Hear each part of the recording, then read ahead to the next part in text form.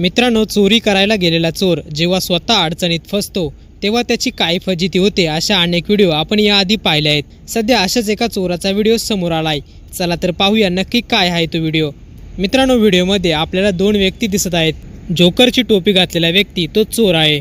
तो दुसऱ्या व्यक्तीकडे चोरी करण्यासाठी हळूहळू जात असतो। तो दुसरा व्यक्ती मात्र हुशार असतो। तो पुढे काय करणार आहे याची कल्पना मात्र चोराला नसते। त्या व्यक्तीला समजतं की चोर आपल्याकडे हळूहळू येत आहे।